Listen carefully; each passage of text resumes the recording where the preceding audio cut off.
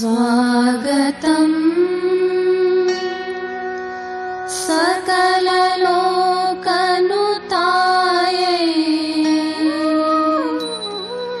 स्वागतम् भुवनराजमहिष्यै। व्याख्यानं हर्षस्य प्रत्याख्यानं शरत्सुधाभानोः दिशतु हृदयप्रसादं गौरी वदनप्रसादो नः। शिवाय गुरवे नमः। श्रीमात्रे नमः। श्री विष्णुरूपाय नमः शिवाय। श्रीललितायै नमः। बोधे बोधे बोद्धुशक्तिं संकल्पानां पश्चाद्भान्तिं अविमुञ्चन्यो मनुते धीरो యత్కించిద్వా లలితావతితం. లలిత అంటే చిచ్చక్తి అని అర్థం. ఈ చిచ్చక్తి జ్ఞానపరంగా చూపిస్తున్నారు. యోగపరంగా సహస్రారము లేదా ఆజ్ఞ కుండలిని ఇలాంటి శబ్దాలు ఉంటాయి. ఇది జ్ఞానపరంగా చెప్తున్న అద్భుతమైన మాట. సృష్టిలో ప్రతి విషయాన్ని తెలుసుకుంటున్నాం, దాని పేరు బుద్ధిశక్తి. ఈ బుద్ధిశక్తికి కూడా ఆధారమే బుద్ధిశక్తికి వెనకాల ఉన్నటువంటిది ఏదో అదే చిచ్చక్తి. ఆ చిచ్చక్తే లలిత అని వివరించడం జరుగుతున్నది. ఇదే మాట భగవద్గీతలో యో బుద్ధేహ పరతస్థు సహా అంటాడు కృష్ణ పరమాత్మ. బుద్ధికి కూడా పైన ఉన్నది, బుద్ధికి చైతన్యాన్ని ఇచ్చేది. ఇదే ధియోయోన ప్రచోదయాత్ అనేటువంటి గాయత్రి తత్వం కూడా. బుద్ధిం యా నహ ప్రచోదయాత్, బుద్ధికి కూడా శక్తినిచ్చే చిచ్చక్తి.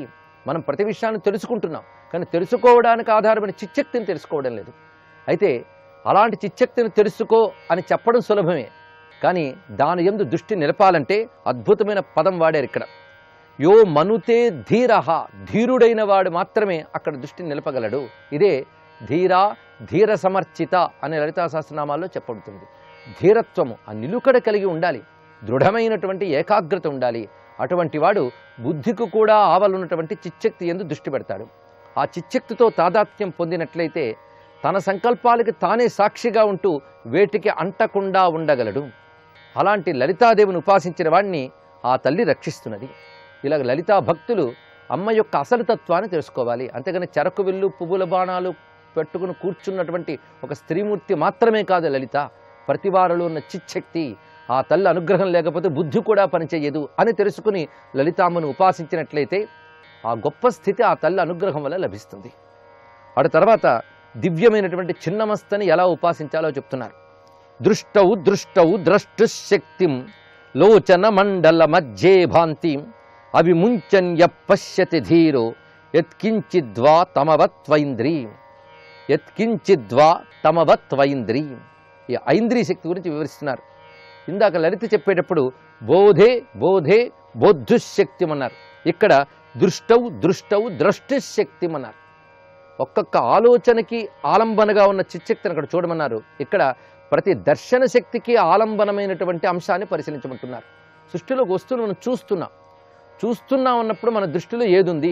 చూడబడే వస్తువు ఉన్నది, అంతే కదా. ఒక పుస్తకాన్ని చూసాం, లేదా ఒక ఫలాన్నో పుష్పాన్నో చూసాం. అప్పుడు మన దృష్టి దేని మీద ఉంది? ఫలమో పుష్పమో పుస్తకమో మీద ఉంది, అంతేకాదు. దేని వల్ల చూస్తున్నావో దానిని చూడు అని చెప్తున్నారు ఇక్కడ. అది అందుకు ప్రతి చూపులో, ఒక్కొక్క చూపులో కూడా ఆ చూసే శక్తిగా ఏదైతే ఉన్నదో ఆ శక్తి ఎక్కడ భాషిస్తుంది అంటే నీ నేత్రమండలమునందు భాషిస్తోంది. అదే లోచన మండల మధ్యే భాంతి. ప్రతివాడి యొక్క ఆ నేత్రమండలంలో ఒకానొక దర్శన శక్తి రూపంతో భాసిల్లుతున్న ఒక అమ్మ ఉంది. అది ఉన్న దగ్గరనే ప్రపంచాన్ని చూడగలుగుతున్నాం. అలా మన నేత్ర మధ్యంలో ఆ దర్శన శక్తిగా ఉన్నటువంటి ఆ తల్లి యందు దృష్టి పెట్టగలిగితే ఆ తల్లే ఐంద్రి అని చెప్పబడుతుంది. ఉపనిషత్తుల్లో చెప్పబడ్డ అక్షిపురుష విద్య ఏదైతే ఉన్నదో అదే దీని యొక్క భావం. ఇక్కడ దర్శన శక్తి యందు దర్శనం కేంద్రీకరిస్తే అదే ప్రచండ చండీ విద్య. అందుకే దర్శన శక్తికి మధ్య కేంద్రమైనటువంటి భ్రూమధ్యం ఈ తల్లి యొక్క నివాస స్థానం. ఈ రెండు కళ్ళకి మధ్యలో ఉన్నటువంటి భ్రూమధ్యము అది సూక్ష్మ దృష్టి కేంద్రం. దాని యందు దృష్టి నిలపడం, దర్శన శక్తి యందు దృష్టి నిలపడం అని చెప్తున్నారు ఇక్కడ. కనుక దర్శించే వస్తువు కాదు, దర్శింపజేసే శక్తి ఏదైతే ఉన్నదో అదే ప్రచండ చండీ ఉపాసన. ఇప్పటి వరకు 2 విద్యలయ్యే, ఒక 3వ విద్య చెప్తున్నారు, కాళీ విద్య. మనం ఏ విధంగా చేయవచ్చు? ఇప్పుడు చెప్తున్న వాటిని మనం పరిశీలిస్తే బయట వస్తువులు అవసరం లేదు. ప్రశాంతంగా కూర్చుని చెప్పిన దాన్ని చింతన చేస్తే అదే పెద్ద ఉపాసన అవుతున్నది. ప్రాణ సమీరం విదధానమిమం నిత్యాం యాత్రామత్ర శరీరే చరణే చరణే పరిశీలయతి స్థిర దృష్టిర్యస్తమవతి కాళీ. ఆ కాళీ విద్య అంటే ఏమిటంటే ప్రాణ విద్య. మన శరీరంలో శ్వాస కదులుతోంది, ప్రతి వారిలో కదులుతోంది. ఈ శ్వాస కదలికని గమనించితే అది ఏ విధంగా నడుస్తున్నది ఆ శ్వాస, ఇదే మరాళీ మందగమన అని లలితానామాల్లో చెప్తున్నారు. ఒక హంస నడకలాగా మనలో ప్రాణరూపమైన లేదా శ్వాసరూపమైన హంస నడుస్తోంది. ఉచ్ఛ్వాస నిశ్వాసాత్మకమైనది హంస. ఆ ప్రాణ సమీరం యొక్క కదలికని పరిశీలిస్తూ ఉంటే, మన ఊపిరి కదలికల్ని మనం గమనించుతూ వెళితే అదే కాళీ ఉపాసన, ఇదే ప్రాణ విద్య అని చెప్పబడుతున్నది. దీన్ని బట్టి తంత్రములో చెప్పబడేటువంటి శాక్తేయ ఉపాసనలకి, యోగములో చెప్పబడుతున్నటువంటిది, వేదాంతంలో చెప్పబడుతున్నటువంటి విద్యలకి ఉన్నటువంటి సమన్వయాన్ని ఎంత అద్భుతంగా ఆవిష్కరిస్తున్నారో మహర్షి సమానులైన గణపతి ముని గారు ఉమాశాస్త్రంలో.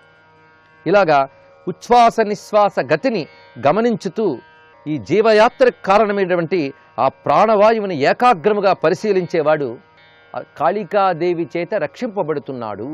ఇక్కడ ఉపాసనా విద్యలు అతన్ని రక్షిస్తున్నాయి. స్థూల వికారాన్ పరిముంచంత్య నిర్మల నభసి స్థితయా దృష్ట్యా మజ్జంత్యా వా దహరాకాశే లోకేశ్వర్యా కరుణాం లభతే. ఇక్కడ భువనేశ్వరి ఉపాసన చెప్తున్నారు. భువనేశ్వరి ప్రధానంగా ఆకాశశక్తి. ఇప్పుడు ఆకాశోపాసన అని ఉపనిషత్తులో ఉన్నది, అదే భువనేశ్వరి విద్య. ఆకాశోపాసన చేయడం ఎలాగా ఇది తెలుసుకోవాలి. మన సృష్టిలో మునుపు చెప్పినట్లు ప్రతి వస్తువుని చూస్తుంటాం. ఒక వస్తువుని చూస్తే ప్రీతి కలుగుతుంది, ఇంకొక వస్తువుని చూస్తే ద్వేషం కలుగుతుంది. ఈ రెండిటితోనే బతుకంతా వెళ్ళమారిపోతూ ఉంటుంది. కానీ వస్తువులను చూడడం, విషయాలను చూడడం కాకుండా ఈ వస్తువులు విషయములు ఏ ఆకాశంలో ఉత్పన్నమవుతున్నాయో ఆకాశం మీద దృష్టి పెట్టాలి. అప్పుడు మన దృష్టి వస్తువులు విషయాలు మించి దాటిపోయి ఆకాశం మీద పెడుతుంది. అప్పుడు ఆకాశంలో ఏ వికారము లేదు కనుక నీ దృష్టి ఒక నిర్వికార స్థితిని పట్టుకుంటుంది. అది ఆకాశోపాసన. ఇది కూడా గురు శిక్షణలో సాధన చేయవలసిన అంశం. ఇలా వినగానే వెంటనే ఆకాశం మీద దృష్టి పెట్టేద్దామంటే వల్ల కాదు, సాధన చేయాలి. అందుకే వస్తువులు సంఘటనలు వీటిని దాటి వీటికి కూడా ఆధారమైన ఆకాశాన్ని పట్టుకోగలగాలి. ఈ ఆకాశం మళ్ళీ రెండు రకాలు. నీ చుట్టూ ఉన్నటువంటిది మహాకాశం, నీ హృదయంలో ఉన్నది దహరాకాశం. అందుకు బయట కూడా ఆకాశం మీద దృష్టి పెట్టడం. అదేవిధంగా నీ ఇంద్రియములు మనోవికారాలు వీటన్నిటికీ కూడా వెనకాల ఉన్నటువంటి ఆ హృదయం దహరాకాశమనందు దృష్టి పెట్టుట. ఇది కూడా భువనేశ్వరి ఉపాసన చెప్పబడుతున్నది. లోకేశ్వర్యా కరుణాం లభతే. లోకేశ్వరి అంటే భువనేశ్వరి, ఆ తల్లి యొక్క కరుణ పొందాలి అంటే ఆకాశ ఉపాసన చేయాలి. ఇలాగా ఇప్పటి వరకు చెప్పిన దాన్ని మనం గమనిస్తే చిచ్చక్తి ఉపాసన లలితాదేవి, దర్శన శక్తి ఉపాసన ఐంద్రీ శక్తి అయిన చిన్నమస్త, ఇక ప్రాణ ఉపాసన కాళీ, ఆకాశ ఉపాసన భువనేశ్వరి. ఇలా గుర్తుపెట్టుకుంటే తర్వాత అవి ఎలా చేయాలనేది మననం చేసుకోవడానికి అవకాశం ఉంటుంది. సర్వ వికల్పాన్ పరిభూయంతః విమలం మౌనం మహదవలంబ్య కేవలమేకస్థిష్టతి యోంతః తం సా జ్యేష్ఠా కురుతే ముక్తం. చిత్తంలో రకరకాల వృత్తులు ఏర్పడుతుంటాయి. వీటిని చిత్తవృత్తులు అంటూ ఉంటారు. సంకల్పము, వికల్పము, బాధలు, సుఖాలు ఇవన్నీ చిత్తం అనుభవించేవి. వీటన్నిటినీ విడిచిపెట్టి ఈ చిత్తవృత్తులన్నింటినీ కూడా తిరస్కరించి ప్రసన్నమైన మహామౌనాన్ని ఆశ్రయించితే అప్పుడు ఆ మహామౌనంలో ఉన్నటువంటి స్థితి ఏదైతే ఉన్నదో అదే జ్యేష్ఠాదేవి ఉపాసన అంటున్నారు. మహామౌన ఉపాసనే జ్యేష్ఠ ఉపాసన. ఆ స్థితి ఎలా ఉంటుంది అంటే విమలం మౌనం, నిర్మలముగా ఉంటుంది. అక్కడ మరొక వస్తువు ఆధారమేం లేదు, తనకు తానే ఆధారమై ఉంటాడు. ఇది తెలుసుకోవాల్సింది. అహమేవ, మరొక ఆధార వస్తువు లేదు. దీన్నే నిరాలంబము అనే స్థితి. ఉపనిషత్తుల్లో నిరాలంబోపనిషత్తు ఒక మాట అన్నది. వేరొక దాన్ని ఆధారం చేసుకోవడం కాదు, తానే మిగిలి ఉంటే మరొక ఆధారం ఉన్నది. తానున్నాడు, మరొక ఆధారం ఉంది అంటే రెండున్నాయని అర్థం. అన్నిటికీ ఆధారమే. తనకేది ఆధారం కానిది ఏదో, మరొక ఆధారం అవసరం లేనిదేదో అదే నిరాలంబ స్థితి. ఆ నిరాలంబ స్థితి కేవలం మౌనంలో ఉంటుంది. ఆ మహామౌన స్వరూపమే ధూమావతి ఉపాసన. జ్యేష్ఠాదేవి అయిన ధూమావతి ఉపాసనని మౌన ఉపాసన అని చెప్తున్నారు. ఇదివరకు ఆకాశోపాసన భువనేశ్వర అన్నాం, ఇది మౌన ఉపాసన. కొంచెం ఆలోచిస్తే అన్నీ వెళ్ళి ఒకే దగ్గర ఆగుతూ ఉంటాయి. మనం పరిశీలిస్తే అదే బ్రహ్మతత్వము. అది మహామౌన స్వరూపమే జ్యేష్ఠాదేవి ఉపాసన చెప్పబడుతూ మిగిలిన ఉపాసనా పద్ధతులను రేపు తెలుసుకుందాం. సర్వం శ్రీమాతృ చరణారవిందార్పణమస్తు.